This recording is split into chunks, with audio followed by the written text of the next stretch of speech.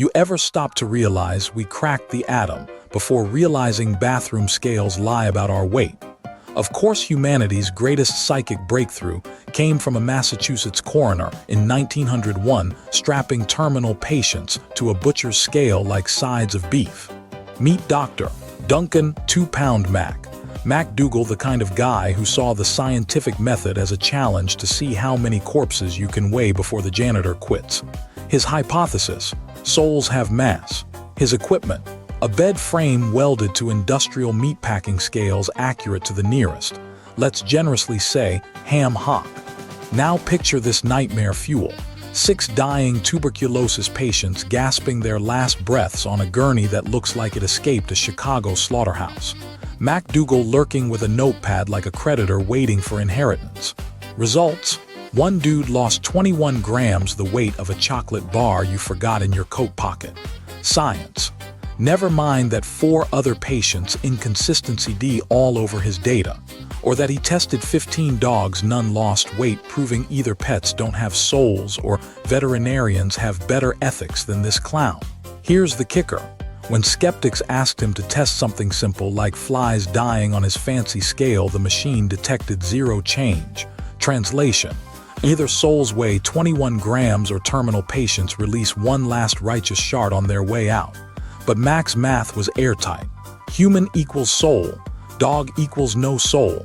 My ex-wife Karen. Negative souls proved when she took the kids and the fucking dog.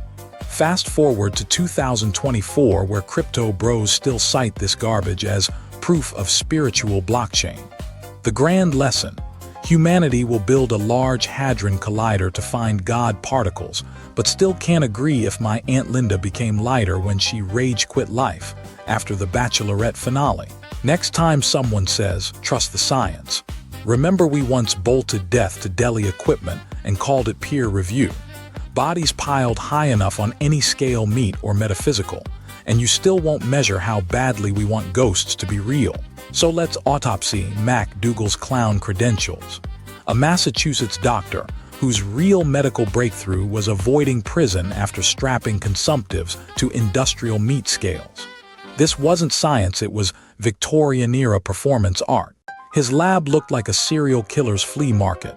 Repurposed coffin hinges from Sears catalog page 378, a butcher's scale calibrated with lead fishing weights, and precisely 0 nurses willing to witness this Frankensteining of hospice care. His methodology read like a drunk IKEA manual. Step 1, place human upon apparatus. Step 2, wait for death rattle. Step 3, blame air currents if squirrels steal your data. The man recorded patients' deaths with all the solemnity of a frat bro tracking keg weight at halftime. When subject, number 3, coughed up an encore performance and briefly resurrected mid-experiment, MacDougall just shrugged and added variance to his spreadsheet like a crypto trader explaining why NFTs tanked. His control group consisted of 15 terminally ill canines, because nothing says rigorous inquiry like comparing golden retrievers to grandma's final bowel movement.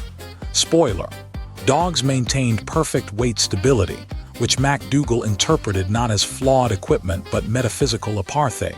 Behold, he declared, proof that Fido lacks an eternal essence. Meanwhile, veterinary journals of 1907 roasted him harder than Christmas goose. Perhaps the good doctor failed to account for the weight of his own staggering hubris. Now zoom out. This rickety scale couldn't even measure humidity accurately, let alone capture souls. One nurse testified the damn thing wobbled when a horse farted 3 streets over. Yet MacDougall published in American Medicine like he'd split the atom, not misinterpreted a deathbed fart as divine discharge. The 21-gram mythos survived precisely because humans licked the boots of hack thinkers. See also, flat earthers using iPhones to film anti-gravity rants. MacDougall's legacy: an entire pseudoscience industry peddling soul detectors made from toaster parts and desperation. Ghost hunters today still cite his work between EVP recordings that are clearly raccoons mating in the walls. Here's the autopsy report. Humanity desperately wants Scales' bathroom justice, Libra to lie for us, to whisper that our essence has heft, that oblivion weighs less than a stack of nickels. MacDougall proved nothing except that a sufficiently pompous white guy with a stethoscope can turn 400 pounds of garbage methodology into academic caviar. Next time you hear science and soul in the same sentence, picture a Victorian quack scribbling notes while a suffocating tuberculosis patient shudders their last breath onto a scale greased with bacon, fat, and delusion. The only thing lighter than his data was his respect for the dying. If souls exist, they were definitely flipping him off from whatever filthy cloud he now calls home. But let's autopsy the academic vultures who rubber-stamped this trash. When American Medicine published MacDougall's findings in 1907, they didn't just open Pandora's box, they strapped it to a rocket and aimed it at a grade school science fair. The peer review process back then amounted to 3 bourbon-soaked colleagues muttering "Bay, close enough," while using the manuscript as a coaster for their arsenic-laced tonics.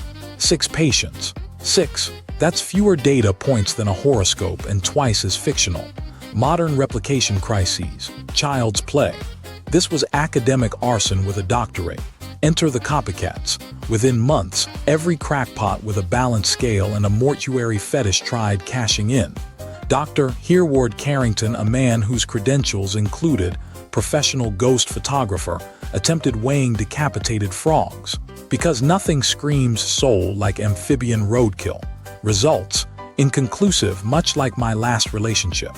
Then Berlin's Journal of Psychical Research published a groundbreaking study where they failed to prove MacDougall wrong. The scientific equivalent of your drunk uncle slurring can't disprove Bigfoot while pissing in a Yellowstone geyser. The real tragedy: these lab-coated leeches preyed on tubercular patients gasping their last breaths in charity wards. Imagine being mid-death rattle when some quack slides a scale under your bed shouting, "Don't move yet, we need a clean reading." It's like trying to calibrate a Fitbit during a funeral procession. Spoiler: 4 of MacDougall's original 6 cases got tossed for measurement irregularities, namely, dying too slow, too fast, or having the audacity to exhale. The remaining 2, one lost 3/8 of an ounce postmortem, the other gained weight. Cut to modern times. Harvard's Annals of Medicine still cites this farce in metaphysical debates, proving academia will deep-throat any idea if it's seasoned with enough Latin phrases. We've got fMRI charlatans mapping soul clusters in broccoli eaters' brains and TEDx talks comparing consciousness to Wi-Fi signals. 21 grams became the nutritional label on THE Chinese letter SHMUCKOS snake oil sold exclusively to rubes who think Neil deGrasse Tyson's tweets count as bedtime stories. The scale never changed. We're still balancing ego against evidence, forever tilted toward whatever lie lets us sleep at night. Then came the piece de resistance of narcissism. MacDougall's 1911 New York Times opus, Dogs Have No Souls. Picture a grown man earning MD stripes by playing St. Peter with stray mutts. It's like auditioning for Hell's Kitchen by microwaving roadkill. His methodology: artisanal butchery.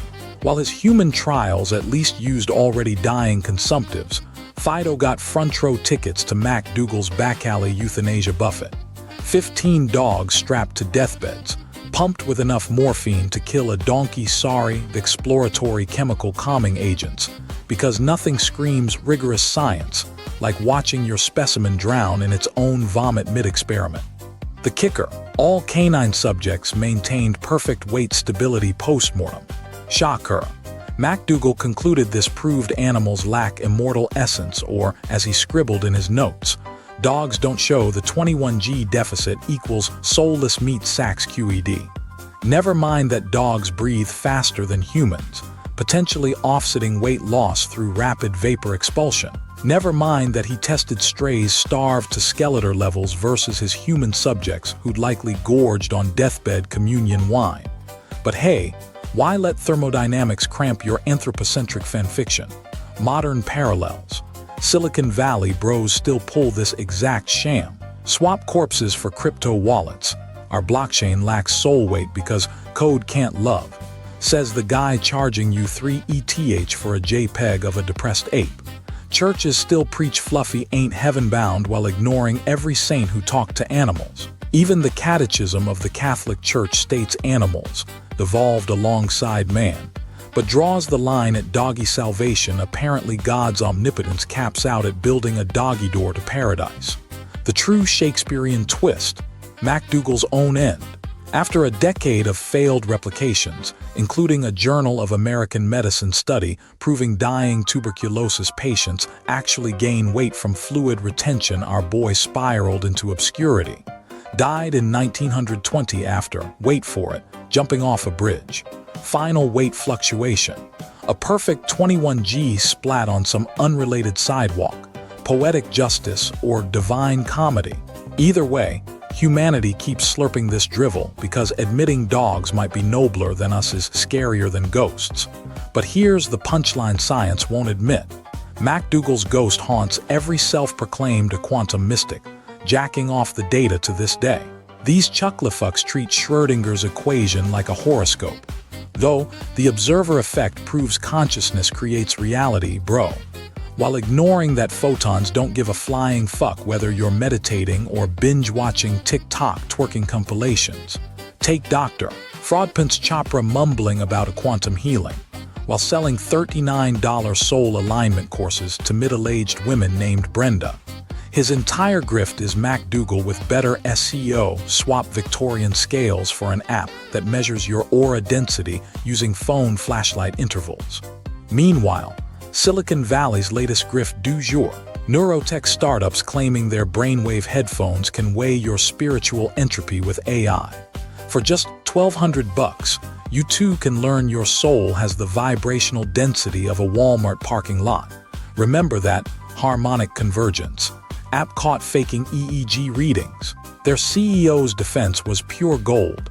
Users experienced ontological weight loss regardless of hardware accuracy. Translation: we took your money and gaslit you into believing placebo is physics. Want to see true horror? Check Cornell's Consciousness Studies department spending NSF grants recreating MacDougall's experiments with CRISPR-engineered mosquitoes. Their thesis: if we euthanize genetically altered insects mid-flight, the 0.00003 G mass loss proves microsouls exist. 7 million taxpayer dollars later, their big finding: dying mosquitoes shit themselves. Congrats, humanity, we've upgraded from weighing human arrogance to weighing insect diarrhea. So smash that subscribe button before some guru tries selling you NFT ghost grams of Lincoln's phantom farts preserved on the blockchain. Or better yet, unplug your router, adopt 3 shelter mutts, and pretend you're too busy snuggling soulless meat puppets to fall for this recycled Victorian horse manure. After all, dogs might not have 21G of metaphysical clout, but they also won't scam you into buying crystals to cleanse your quantum chakras. The dark comedic moral trademark. Humanity will corpse hop from one pseudoscience to another, because admitting we're cosmic dumpster fires violates our vanity software. Now, if you'll excuse me, my ex-wife Karen's new quantum theta wave macrame side hustle isn't gonna ridicule itself.